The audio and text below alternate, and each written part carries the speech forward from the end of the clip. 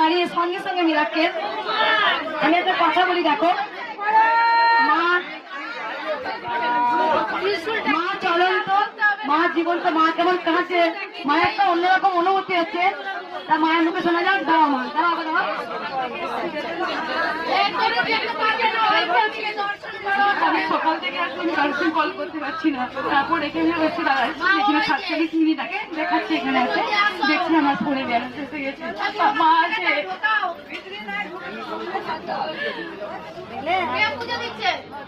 একজন এরকম অনেক জনের অ্যাকাউন্টে টাকা আমনি চলে গেছে যে ভক্ত এখানে আসবো বলে খুব ছটফট করতো কি করে যাবো বাস ভাড়া নেই ওর অ্যাকাউন্টে টাকা চলে এসছে তাই ওর ফোনে ব্যালেন্স নেই দিয়ে 48 ঘন্টা কাউকে ফোন করতে পারছে না সঙ্গে সঙ্গে দেখো বলে আমার ফোনের ব্যালেন্স নেই সকাল থেকে এসছে এখন বাড়ি যায়নি কোথা থেকে আসছে হ্যাঁ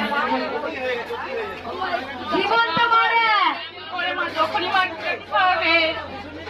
ওরে জীবন তো রে এখানে যে দাঁড়াবি তারই কাজ হয় জানি ও জীবন তো ও এমনি মা নয় রে চলন্ত যতক্ষণ আমি আছি ততক্ষণ কৃষ্ণকালী মা আছে এক আত্মা এক প্রাণ মায়ের সঙ্গে আমার এক আত্মা এক প্রাণ জানো তাই মা ছিলেন মা আছেন মা থাকবেন আমাদের তো ভরসা নেই বিশ্বাস নেই আমরাই তো ডাকার মতো মাকে ডাকতে পারি না আমরা যদি ডাকার মতো ডাকতে পারি না তাহলে মা অবশ্যই সাড়া দেয় তাই আমি বারবার বলি একটা ভক্ত আমি চুপ করবো সবাই চুপ ওখানেই দাঁড়াও কিছু কথা বলি তোমরা সবাই জানো রাজু বেটা আমি তোকে দেখে নিয়েছি এখানে আয় না তোকে ভিডিও করতাম একটু আয় আমি এমনি কথা বলবো তোকে কিছু কথা বলবো তোর মতনই থাকবি দেখো একটা কথা শুনবি রাজু তো এখানে দাঁড়া আমি থেকে বলি একটা ভিডিও দেখেছো যেটা হচ্ছে ওইখানেই দাঁড়া ওইখানে আজকে রে একটা কথা বলি তোমরা শোনো একটা মা বয়স্ক মা দেখবে ভিডিও বানায় বয়স্ক মা ভিডিও বানায় দেখবে তুমি ভিডিও রাজু বাবা সেই চ্যানেলটা কি নাম মনে নাই সেই বয়স্ক মা আর তার মাকে এনেছিল যখন আমাদের বাড়িতে মায়ের মন্দির ছিল দেখো দয়া করে কেউ তোমরা আমায় কিন্তু ভুল বোঝো না নিশ্চয়ই কোনো কারণ আছে এখন দেখবে তোমাদের একটা কথা বলি এটা তো ভিডিও হচ্ছে তারপরে কিছু কথা বলবো আমি তখন আমি প্রথম ভিডিও করতে দিইনি তখন কারণ ছিল আমার একটাই ভয় ছিল মা এখানে বসুক সেই জন্য আমি অনেকে ভিডিও করতে দিইনি সেটা কিন্তু কারণ ছিল তারপরে আমি নিজেও দেখবে কোনোদিন ভিডিও করিনি মাকে দেখাচ্ছিলাম রাজীবের নিয়ে দেখবো অনেকদিন করিনি সেই মা অনেকদিন আগে ওই বাড়িতে গিয়েছিল মা চুপ করো সবাই একটু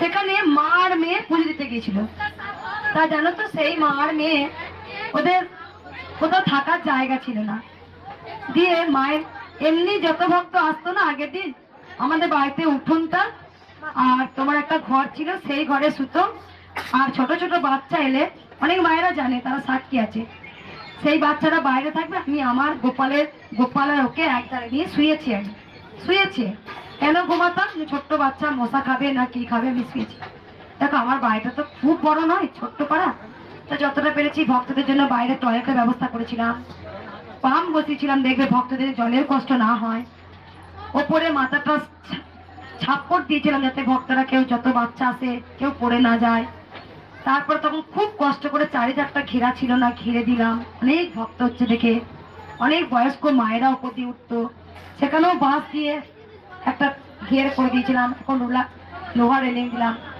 তা সেই মা আর সেই বয়স্ক মাকে নিয়ে সেই মা ভিডিও করে আমার নামে বলেও এরকম করে বলে এ মঙ্গলা আমাকে চিনতে পারছিস তুই আমাকে তোর বাড়িতে থাকতে দিইনিস তুই আমাকে থাকতে দিইনিস তুই আমাকে কুকুরের মতো তাড়িয়ে দিয়েছিস সে বলুক তার মানসিকতা চেয়েছে সে আমাকে বলছে কিন্তু তুমি যদি সত্যি অন্তর দিয়ে বুঝতে যে কেন মঙ্গলা মা সেদিন বলেছিল চলে যাও দেখো দিনকাল ভালো নয় আর মায়ের কাছে কেউ শুতে পারে না মা অনেক জন ভাবে কি মায়ের তো বড় ছাদ আছে এখানে শুয়ে পড়ি না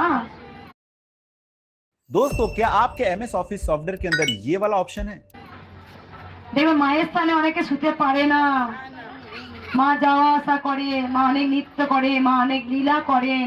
মা ছাদে আমরা নপুরের আওয়াজ পাই জানো, যেখানে মা নপুরের আওয়াজ দিতে আমার মেয়ে পেয়েছে, আমি পেয়েছি। সুন্দর ধূপের গন্ধ, মায়ের কি অসুবিধা হয়? মাকেও তো মেলা ছাড়া থাকতে দিতে হবে।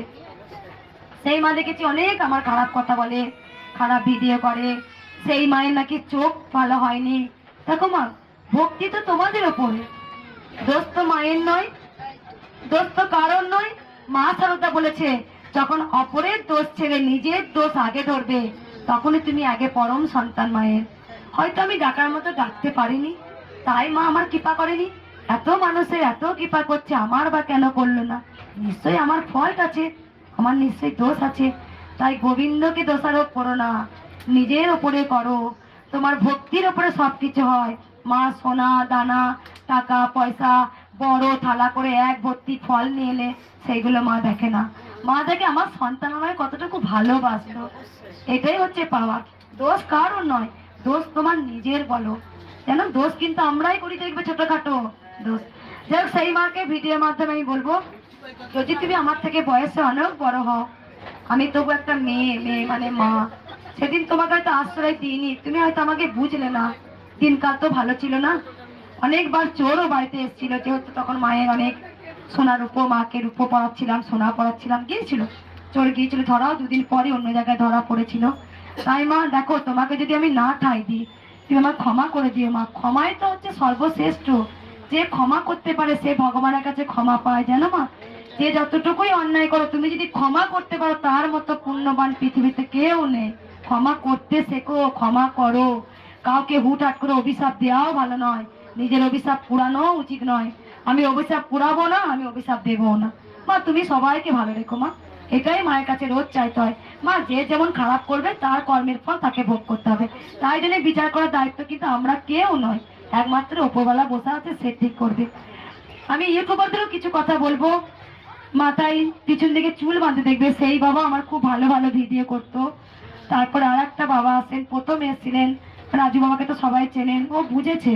দেখো রাজু বাবা যখন প্রথম এখানে মা আসে না, সব থেকে বড় খুশি হয়েছিল। আর একটা আমি ইউটিউবারদের কিছু কিছু, যদি রাজু বাবা কন্ট্যাক্ট থাকে তুমি একটু ফোন করে দিও। প্রথম প্রথম কেন ভিডিও দিইনি, তখন মাকে নিয়ে আমি জড়সড়ায় ছিলাম।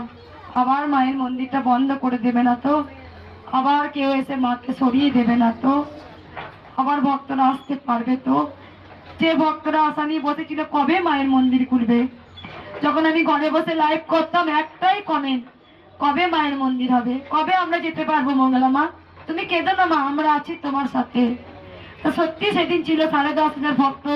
যেদিন এখানেও মন্দিরটা বন্ধ করার প্ল্যানিং হয়েছিল, 10,500 ভক্ত রাস্তায় শুয়ে পড়েছিল, রাস্তা অবরোধ করে দিয়েছিল, আমরা মায়ের মন্দির চাই। যেদিন মিথ্যা করে বলেছিল মঙ্গলা মাকে ধরে নিয়ে গেছে, আমার ভক্তরা বলছে কোথায় ধরে নিয়ে আমি ঘেরাও করবো, সেখানে গেও আমরা ঘেরাও করবো, আমরা মঙ্গলা মাকে চাই। তো দেখো একটা জিনিস দেখবে, সেদিনও ভক্তরা কিন্তু সারাদিন বসেছিল, সবাইকে চাই জানো, বলে মঙ্গলা মাকে একবার দেখবো। আমি তো ঘোষণা করে দিয়েছিলাম যে তোমরা আসবে, মায়ের পুজো দেবে, ফুল যা আনবে মায়ের চরণে দিয়ে তোমরা চলে যাবে। সেদিনও রেখে বলেছিলাম, যেদিন পায়েসের হাঁড়ি উল্টে গিয়েছিল, সেদিনে বলেছিলাম আর আমি ভক্ত দেখবো না, যা তোরা চলে যা, তোরা মাকে দর্শন করবি, পুজো দিবি, দক্ষিণা দিস দিবি, আর চলে যাবি। তবু তো ওই ভক্তরা ছাড়েনি। আমি তো 2 দিন ত্রিশূল ছোঁয়াইনি, তাও তো বলেছ। সেদিনও কি ভক্ত কম হয়েছিল? সেদিনও 1 লাখের ভক্ত হয়েছিল। আমি জানি ভক্তরা যতক্ষণ আমার আশ আছে আমাকে দেখার জন্য ছটফট করে, যে একবার মঙ্গলা মাকে দেখবো, মায়ের কথা শুনবো। যেন অনেক সময় রেগে গিয়ে ঠেলে দিই, মা ঠেলো, মা ঠেলো, মা ঠেলো, মানে মারবো কিন্তু, মা মারো, মা মারো। এটাই হচ্ছে ভক্তের ভালোবাসা। এটা কিন্তু আমি নিজে থেকে করিনি, এটা মা চেয়েছিল, তাই সকল ভক্তের আজকে আমি বুকে কাটা হয়ে গেছি। তাই যেসব ইউটিউবাররা আসছেন, অনেক ইউটিউবাররা মায়ের ভালো ভালো ভিডিও করতেন, তখন আমি ভিডিও করতে দিইনি। যদি তোমরা আমাকে মা ভেবে থাকো, যদি তোমরা ওই মুখ দিয়ে একবারও বলে থাকো মা, মঙ্গলা মা, তাহলে নিশ্চয়ই মাটাকে তোমরা ক্ষমা করো, তোমরা আবার এসো মায়ের ভিডিও করো। আমি করতে না করিনি। আমি সবাইকে একবার আগে বলেছিলাম আমি স্ট্রাইক দেবো, আমি স্ট্রাইক দিতে পারি না গো, আমি মোবাইলে এত কিছু জানি না, বিশ্বাস করো। সব ভিডিওই দিতে হয়, দিই, ওই লেড়াছাড়া করে ভিডিও ছাড়তাম। তবু বলবো ইউটিউবারদের, যারা যারা মায়ের ভিডিও বানান তারা এসে ভিডিও করবেন। তারা অনেক মায়ের ভিডিও করতেন, আমার খুব কষ্ট হয় এখন, কারণ তখন আমি কেন বলেছিলাম ভালো করে বোঝো, কেন কেন, তার নিশ্চয়ই কারণ আছে।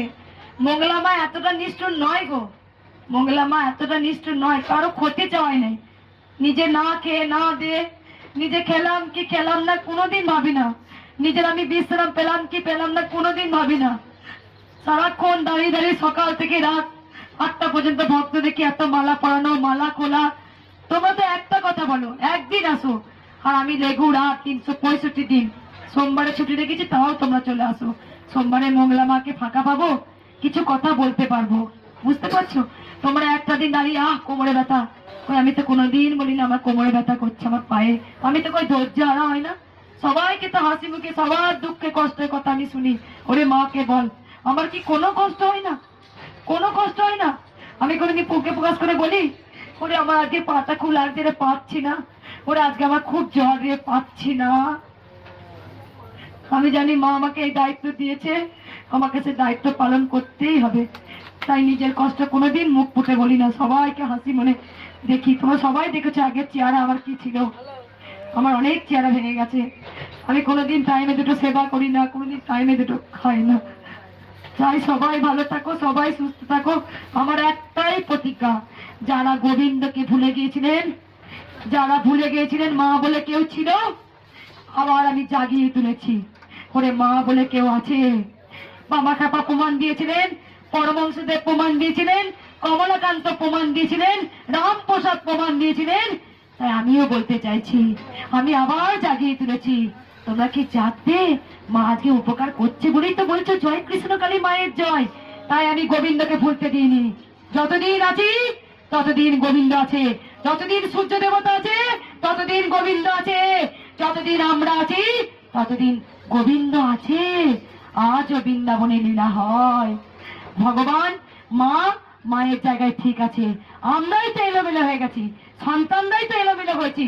আমরাই তো কেউ ডাকার মতো আমরা ডাকতে পারি না মাকে, কেউ না। আমরা শুধু নিজের স্বার্থের জন্য যখন ডাকি, যখন মা পূরণ করে দেয় না, তখন পিছন থেকে বলি তুমি নেই গোবিন্দ, তুমি নেই। তাই মায়ের যারা পরম সন্তান তারা বলে মা গো আমি কিচ্ছু চাই না, আমি তোমায় চাই মা। এই যে পরম শান্তি, পরম তৃপ্তি আজ আছে কাল নেই। তাই যেন মায়ের কাছে বলি মা এদের সঙ্গে আমাকে যেন গুলিয়ে দিও না মা। তুমি আমার কাছে কেনই পাইলে ছোট্ট বাচ্চা রূপে, বুঝেছো? ওই মঙ্গলার কাছে গেলে মঙ্গলা আমাকে ঠিক যত্ন করে রাখবে।